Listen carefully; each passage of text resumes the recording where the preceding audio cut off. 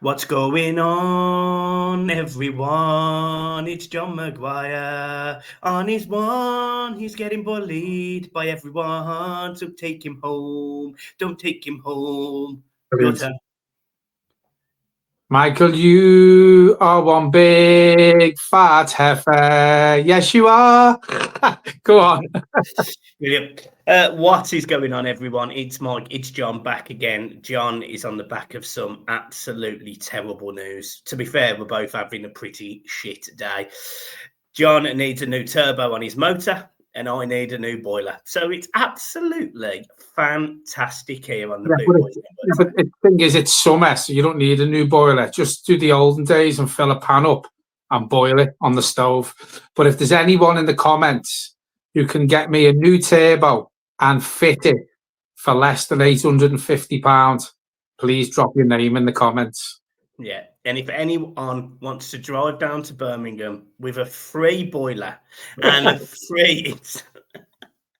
So if there is any mechanics and any boiler companies looking for a year-long sponsorship deal on the Blue Boys Network, it's there. It is there. Yeah. Oh, dear, John. I tell you what a day we are having. But it come out as breaking news earlier, which I didn't buy into that, to be honest. We've been linked with this particular player for about 3, 4, 5 days now, but I actually wanted to go a little bit more in depth on Jack Grealish. It looks like Everton may be interested in a loan deal, wages around 100 grand. Now, me and you have sort of had this debate. It's in the comments. It's still in the comments. It's still there. People are still going, no, yes. I think it's probably 60-40 in favour, reading the comments. I think you have to take the last few years at Manchester City out of the equation if you're going to sign Jack Grealish and go back to the days at Aston Villa, in my opinion. What do you think? Well, I've said this on a couple of videos this week. If you get the Jack Grealish who played for Aston Villa, then sound. There's a player there to work with.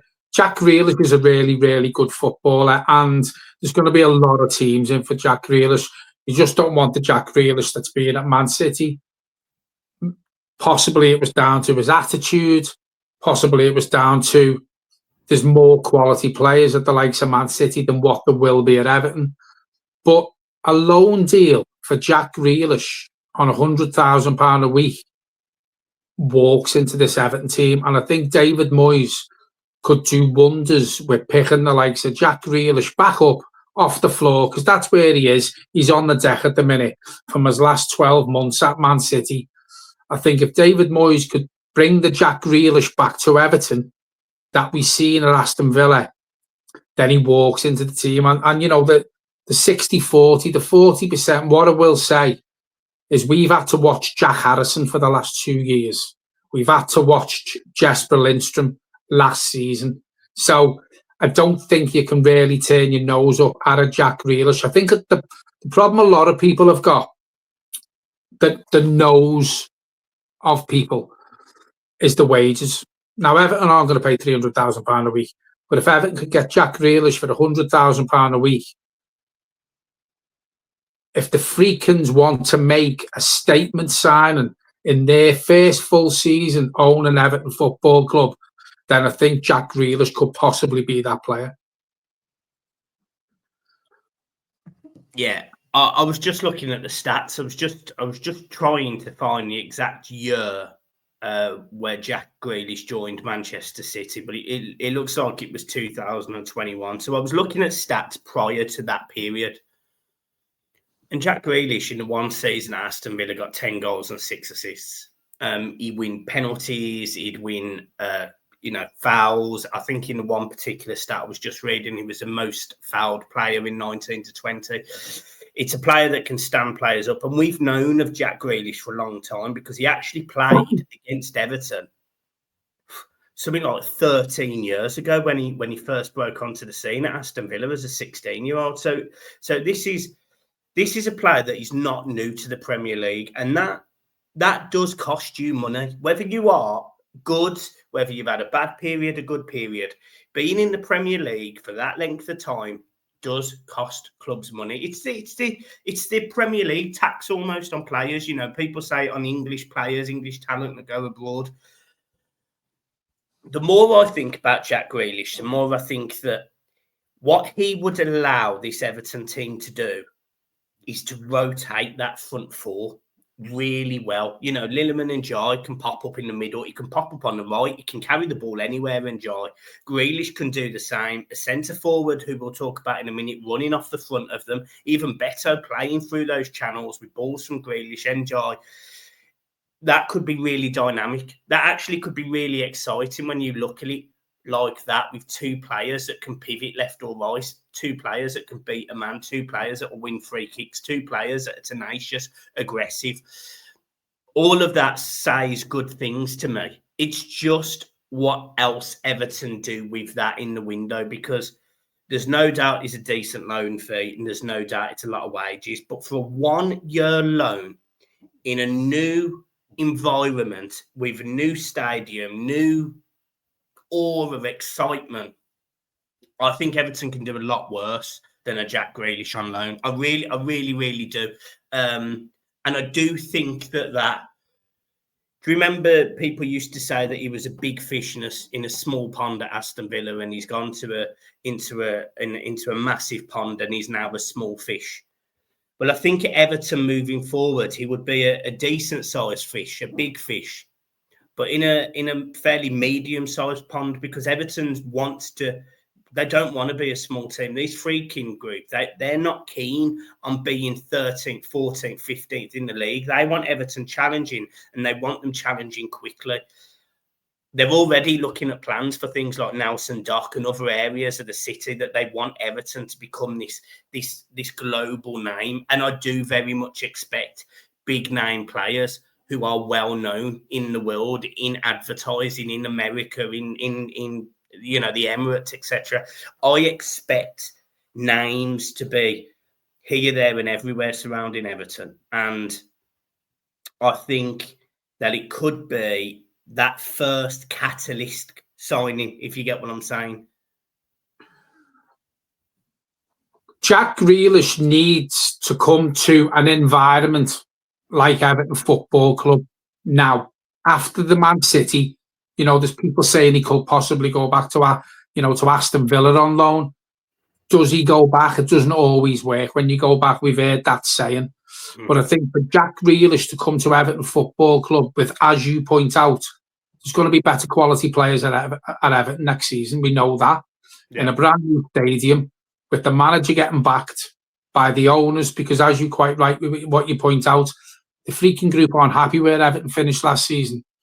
They are going to want to make this statement sign. And for me, I don't think Everton will make any bigger statement signing than if they do bring Jack Grealish. And listen, there is going to be still people out there who disagree with us. There will be, you know. But as I said before, when we watch the wingers, and we've screamed out for wingers on this channel for the last couple of seasons now, when we've had to watch Lindstrom, who got one assist. I think it's when he slipped over and booted the ball against his standing foot. You know, you've got Jack Harrison, scored a couple of goals, didn't really assist. Jack Grealish is a no-brainer, but what I will add to this, it's got to be on the right terms, because Everton need that many players in this transfer window. I just don't want to spunk a lot of the budget just on Jack Grealish. So I think that's where a lot of people have got their doubts about the Jack Grealish move. But don't get me wrong, Jack Grealish at Everton next season, in my opinion, is a statement from the Freakins, and he will slot right in. Jack Grealish comes into Everton, mate, and there's probably only one player at the minute who could sort of be on a par with him, and that's Njai. The rest of them players, he would stand out head and shoulders above anyone else at the football club in the attacking areas. You know, we can stand here and we can go through the players that we've got in the attacking areas. You know, we can say it. We've got James Garner who'll pick the ball up and run. Jack Grealish is better than him. You've got Ndai, who will work really well with Jack Grealish. You've got Idrissa Gana Gueye, who is a different sort of player. You've got Dwight McNeil. Jack Grealish is better than him, in my opinion. We haven't really got a right winger at the club at the minute. And then you look at the centre-forward positions. Jack Grealish is head and shoulders above any of our attacking players, apart from Ndai. So he slots straight into that midfield. And to be fair, he's the sort of player who I always scream and shout out for, a player that gets bums off seats. Jack Grealish needs a move. Jack Grealish needs an arm round him. David Moyes will give him that. We've seen the training videos since David Moyes has come back. We've seen the video where Idrissa Gana Gueye got given the player of the season, and David Moyes was having a laugh with him.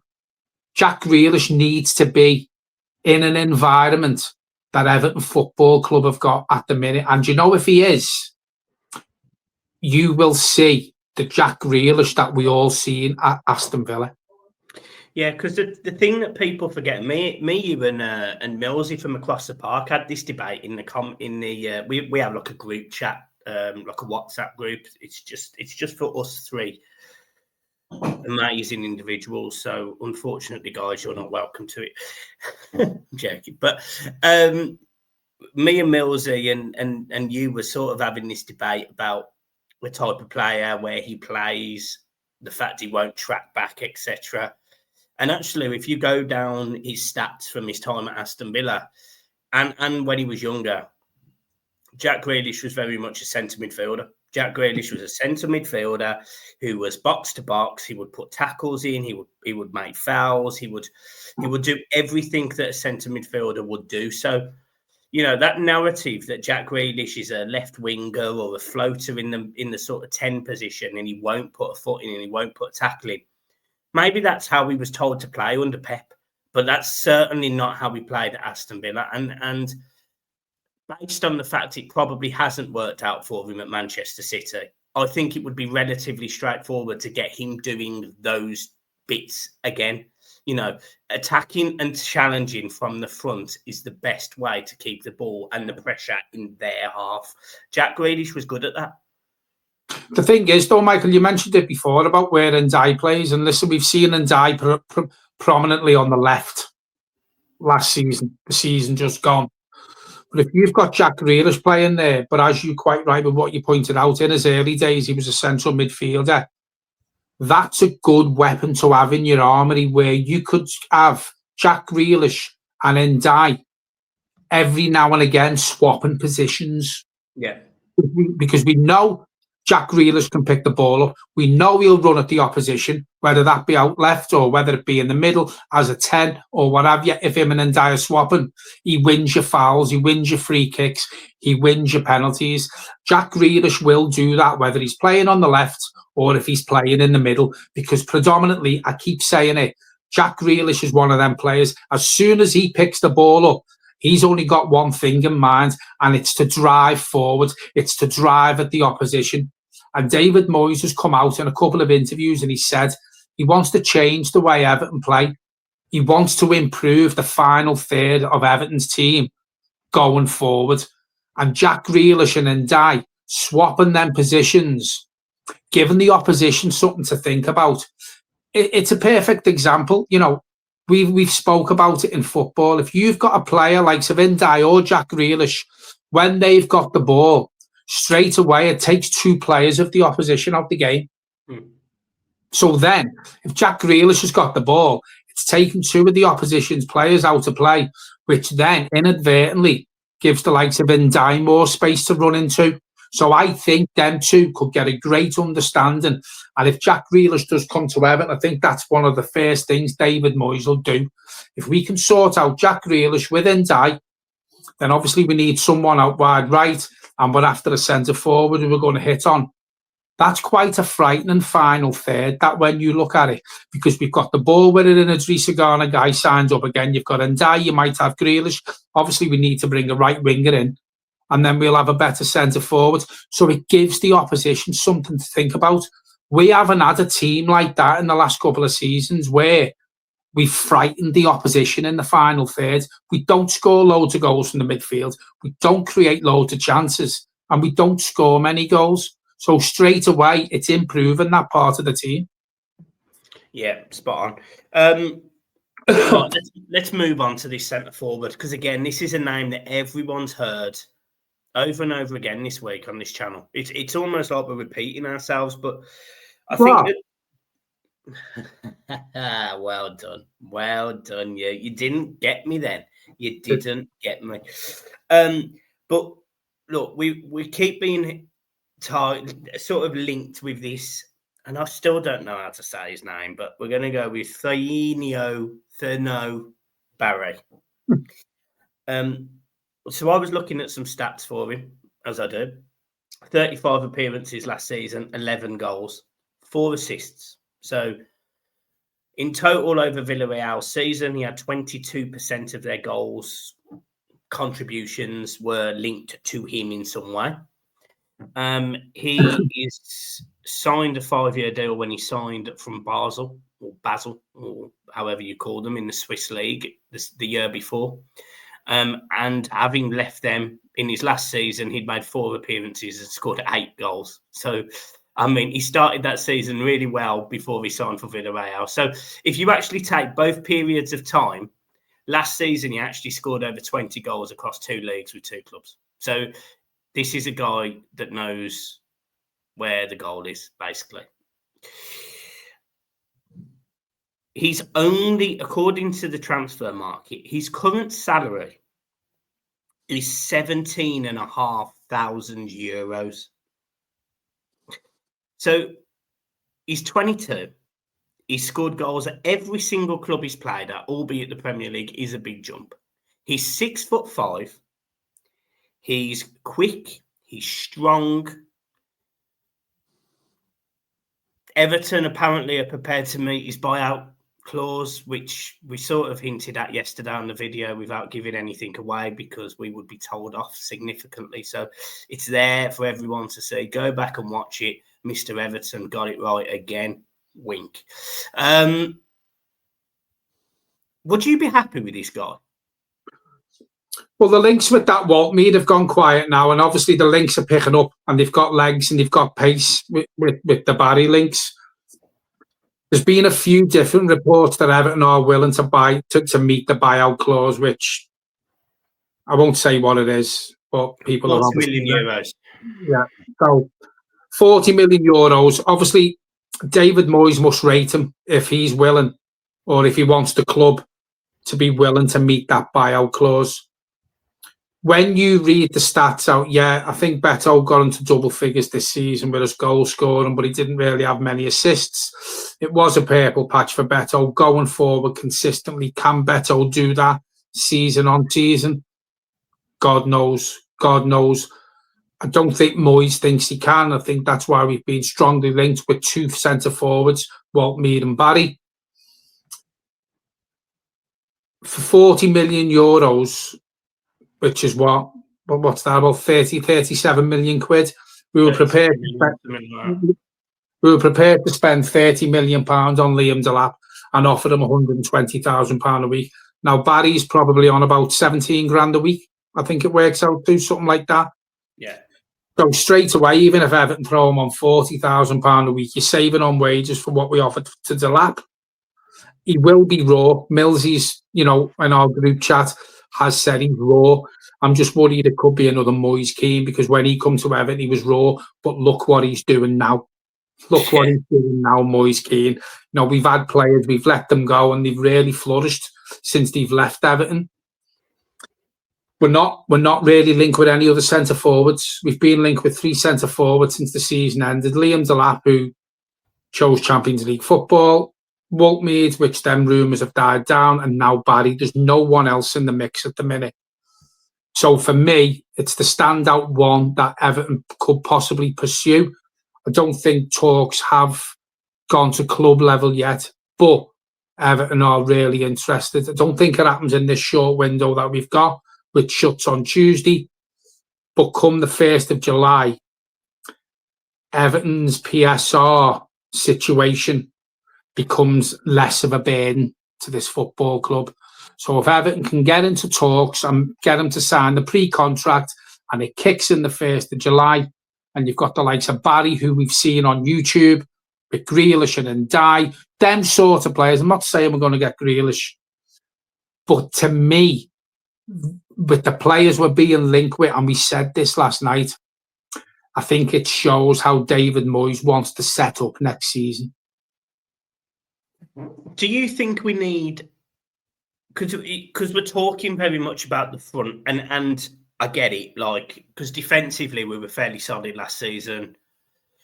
I still think we need a centre midfielder to play either alongside Garner or, and I mean Garner Guy, by the way, not James Garner. I think we need a centre midfielder to play alongside him if we are going to kick on. And I think we need a right back and a right winger. But we're spending, there's a lot of money there probably. You know, there's probably a £5 or £10 million loan fee for Grealish as well in there somewhere. You know, there's got to be a loan fee of some type. So, you know, there's £33 million on Barry, say £5 million as a loan fee. So just round that up to £40 million on 2 players there. Take the wages out the equation a second. But we still probably need a right winger, a centre mid, a right back, and depending on Michael Keane, in my opinion, a centre half. Do you just loan those players at this point? Well, we've got 4 loan slots available to us now.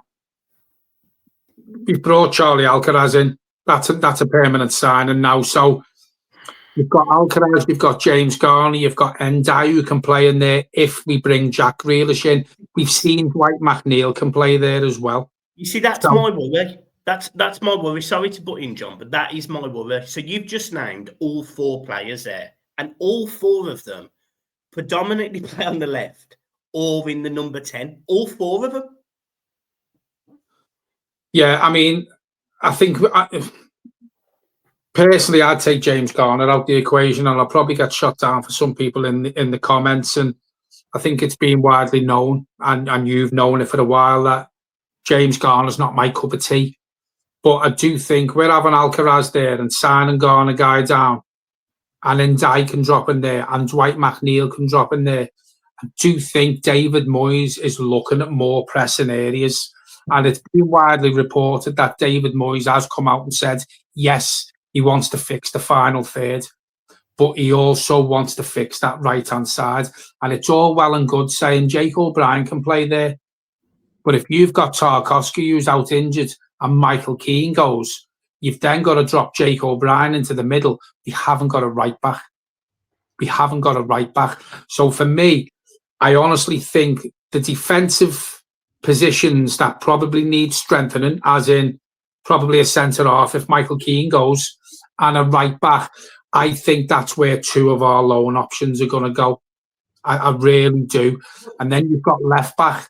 Now, we've really only got Mikalenko there because Ashley Young could fill in there last season. He's gone.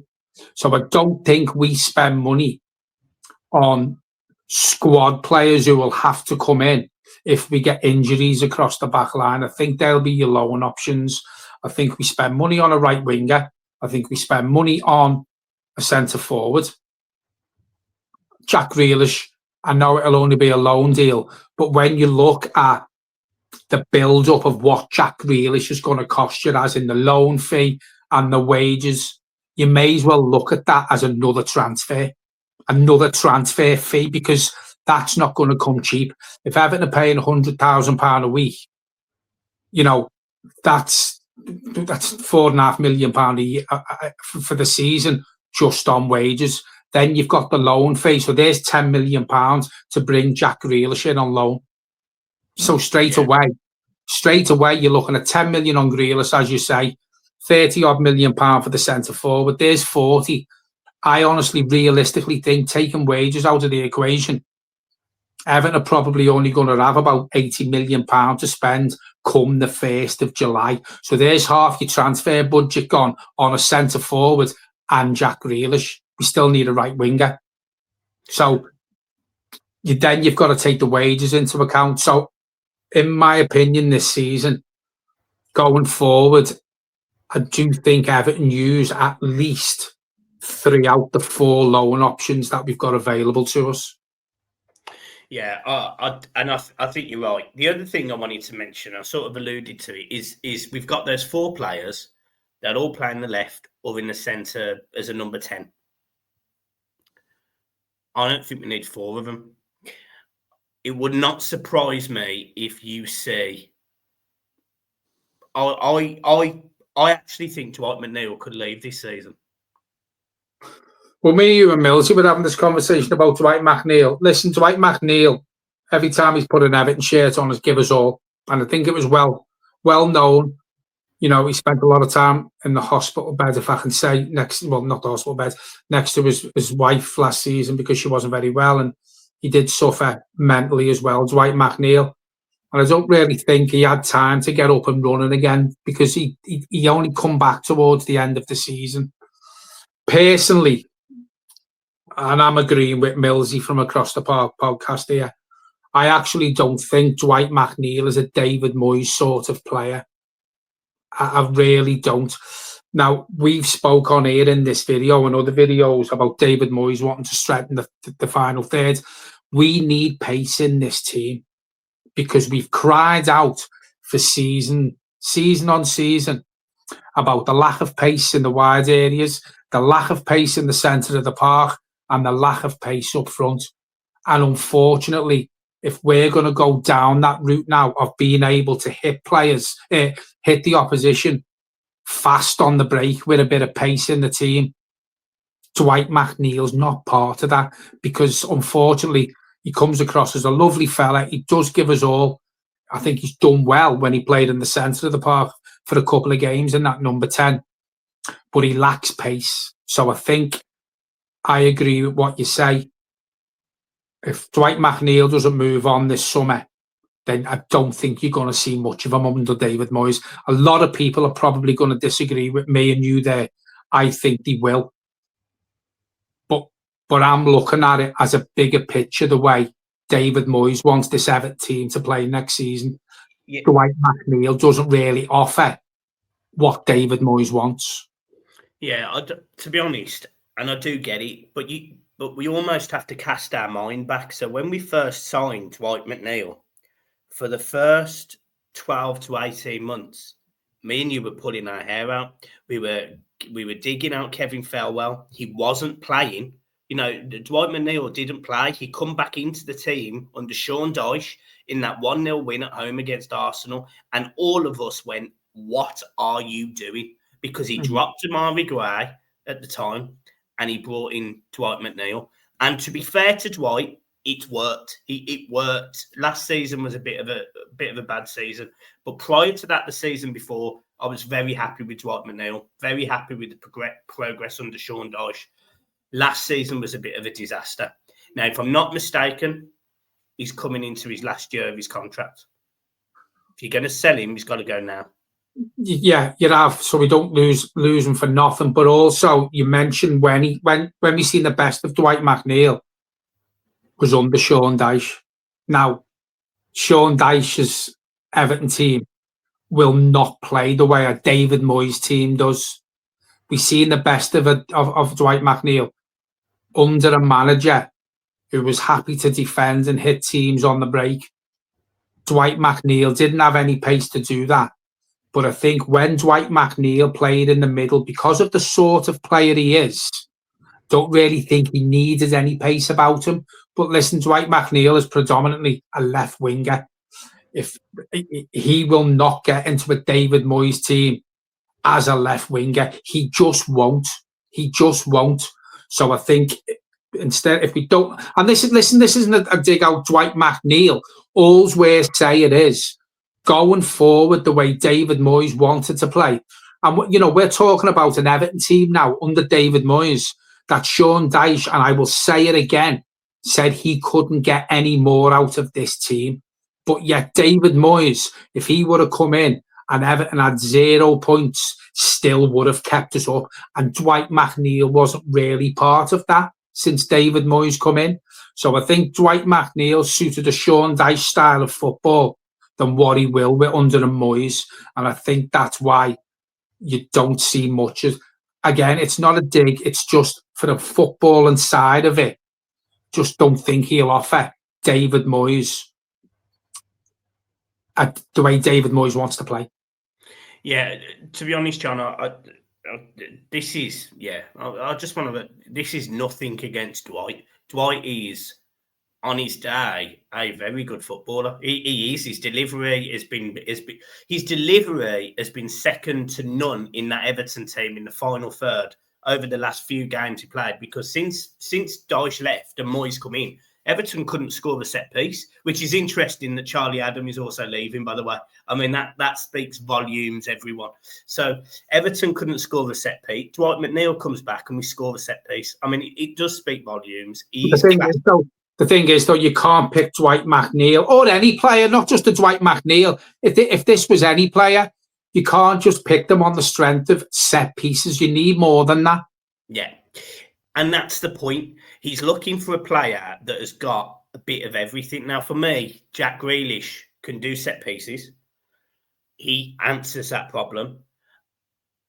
That's why I think Dwight McNeil may be moved on this summer. And it is nothing against Dwight. But if Everton are spending this money and they're bringing in these loans, that is then 3 players that will either play in that 10 or on the left. We don't need 4. Dwight McNeil isn't going to play on the right-hand side unless he does play on the right-hand side and you keep him, but you still need a winger with pace.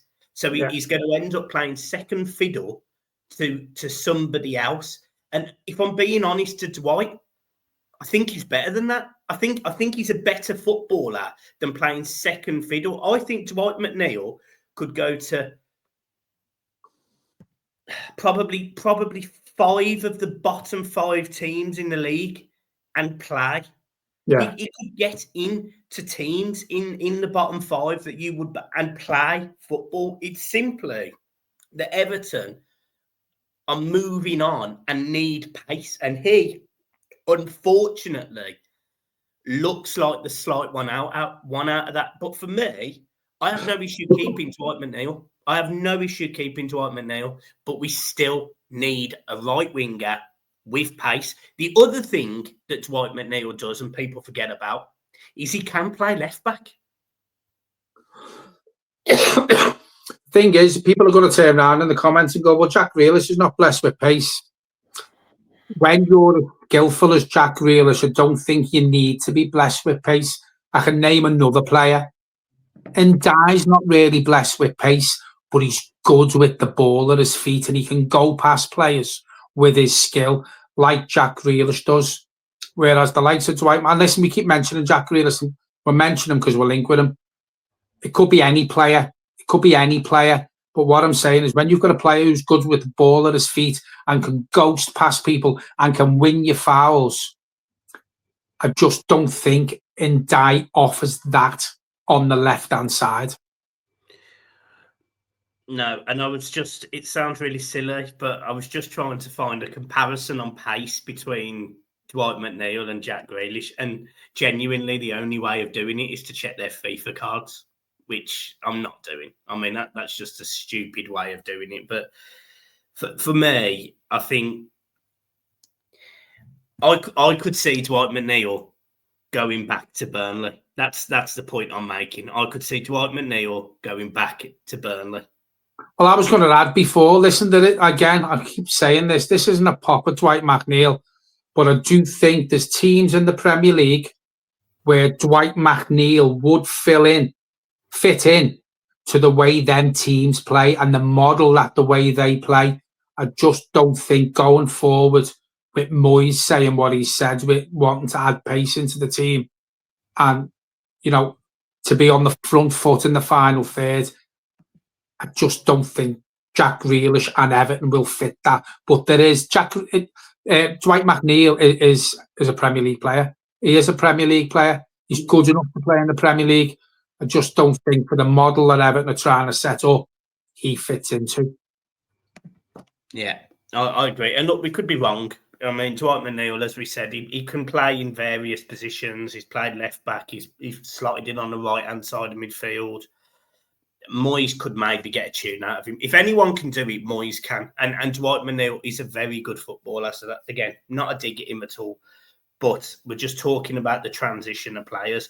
Another player that I don't think will be at Everton after next season is James Garner. I don't think James Garner will be at Everton after next season, unless he has a really good season this season. I don't think he'll be there after next season. I think Harrison Armstrong will probably come in and eventually take his place. Just to finish the video then, do you think James Garner is a Moyes player?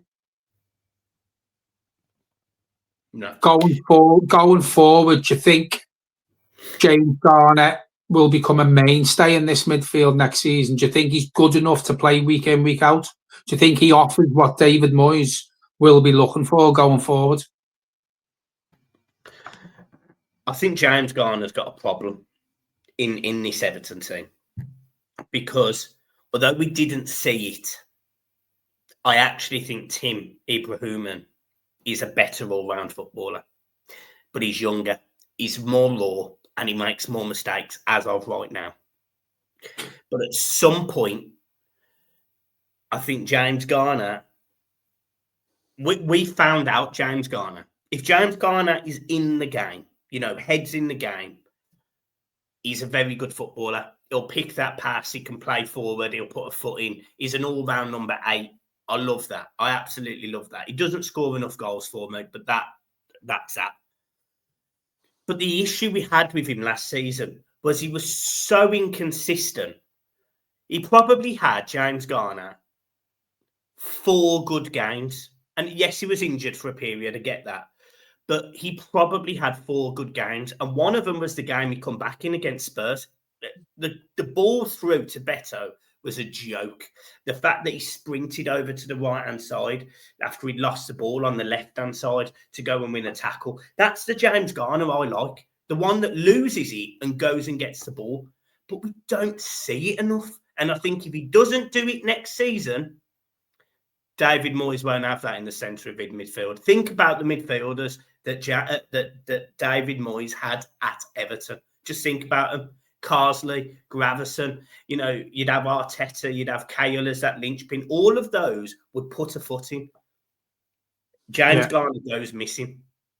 James Garner goes missing in more games than not, and I don't think he's a consistent performer. And as you quite rightly say, he probably had 4 good games last season. It's not enough for a Premier League player, whether it be for Everton, whether it be for any other club in the Premier League. 4 decent games a season doesn't keep you at a football club. And we were talking about midfielders before. I forgot about Tim Ibrahimovic. I think with a full pre-season under David Moyes, because he had an injury, he was out for quite a while, and then he was come back in, and then he was back out.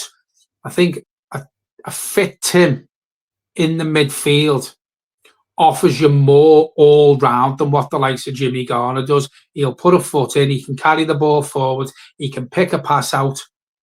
James Garner doesn't do 2 of them 3 things. So again, I think Tim could possibly be higher up in the pecking order than what Garner is next season. If the season goes as I expect it to be, and I know this is a very bold statement to make, what I'm about to make, but it's a bold statement. I'm almost going past next season. But if Everton don't finish in Europe, i.e. they really need quality players going forward into that European season. If they don't finish in Europe, it would not surprise me if you see Ladrissa Garner guys slowly back out of that team and be replaced by Harrison Armstrong or Tim, and then both play next to each other with Armstrong and Tim next to each other. And it'll be a young midfield. But in my opinion, certainly in Harrison Armstrong, he's very raw, very young, but he's a very good footballer. And with Tim, I think there's a lot more to be shown. We were very excited by Tim the first 5 games of this season. And apart from maybe his positioning, which I think Moyes would get right with him, I think he could be a very good footballer as well. You've got a team there that can all carry the ball, all win the ball, all pass forward, and you've got players in front of them, Charlie Alcaraz, Jack Grealish potentially next season, and if he's fantastic, maybe Everton really pull the stops out to try and sign him the season after. Who knows? Lilliman and Jai, and one, if not two, centre forwards that can put the ball in the net. I think as an Everton fan, I think in 12 months' time, we can be sitting here and we can be really excited about a really young, really aggressive, really fast, dynamic team that will hurt teams on the break and playing through them. And I'm telling you now, I'll go further than this. That Everton team there with Branthwaite, with O'Brien, Harrison, Ibrahim, or whoever it may be, because I know people have got opinions on Ibrahim, but whoever it may be, with Ndai, that and Jordan Pickford sitting behind, that is a spine that genuinely is young, hungry, quick, and exciting. For me, it's only 4 years until Everton win the Premier League for me. Well, it reminds you of Moyes' first stint, and I'm not saying some of the players that we've named where, you know, a lot of the players David Moyes brought in weren't as young as the players we've just mentioned, but he moulded that midfield, and we had centre forwards who knew where the goal was. He moulded that team into a team where the players that we've gone through, the likes of Ndai, Grealish, if he comes, a decent centre forward, a right winger, Tim, Jake O'Brien, Branthwaite. We've got the nucleus there of a team that should be able to perform the way David Moyes' team did in his first time he was at Everton. And he can get young players doing a very good job, because I seem to remember a very young Ross Barkley starting games for Everton Football Club. I think it was against Blackburn. I think it was 18 years old. First game of the season, Ross Barkley starts. I could see somebody like, maybe not next season, but you could see someone like Harrison Armstrong or somebody young being that player that Moyes goes, you're the future. Well, I think that's what we've got to look at, because we haven't been able to look at like that for the last couple of seasons, and we've been restricted by PSR. We're restricted by the previous owner. And I've said this so many times on here. We've got David Moyes there now. We're talking about how we think the team should be set up, like we hope it should be, with younger players coming through, being able to score goals, to excite the fans. That's what the Freakins want, because they won't accept anything less. They've spent a lot of money on Everton. They're still spending a lot of money at Everton now, on the stadium, trying to get that ready. We're linked, and we said this the other night, we just seem to be being linked with a better quality of player in the transfer window. And you pointed it out a couple of videos ago. These owners were prepared to give Liam Delap basically the king status at the Bramley Moore Stadium. They wanted him, and as you said, they were prepared to make him a very, very well paid player. So they aren't going to beat around the bush. As soon as Everton have got this PSR restriction lifted, these are going to put money into Everton. And the only way you get exciting players and push up the league, and you speak about challenging for Europe, probably not next season, the season after. The only way you do that is by being backed by the owners. And unfortunately, we haven't been blessed with that the last couple of years under Moshiri. Yeah, we did waste a lot of money, but we wasted a lot of money on players who weren't of the ilk of what the players Everton are being linked with now. And I just think under the Freaking Group, I think you're going to see a different quality of player come into Everton, linked with Everton. Yeah, we have got to get them over the line. But these need to make a statement to us Everton fans, because we haven't had an owner who's made a statement to us for absolutely years now. So these need to put their money where their mouth is. And it's onwards and upwards. Get your passports ready. Yeah. Right. We are leaving it there. This video that me and John said would not take more than 20 minutes has now taken 45. It is an absolute joke, this channel, if I'm being honest, John. We're just rattling through content, And you guys are loving it.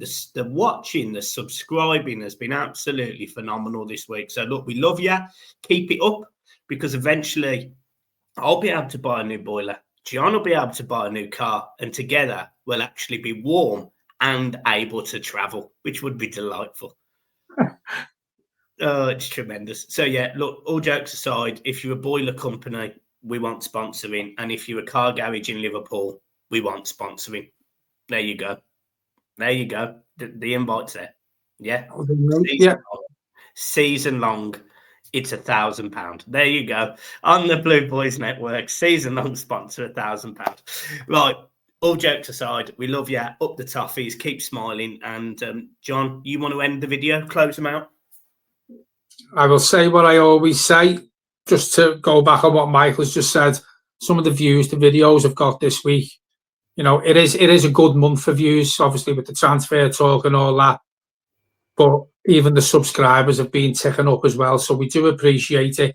And don't forget, keep hitting the like and keep subscribing and watching the Blue Boys Network, because we are by far the funniest and the best podcast YouTube creators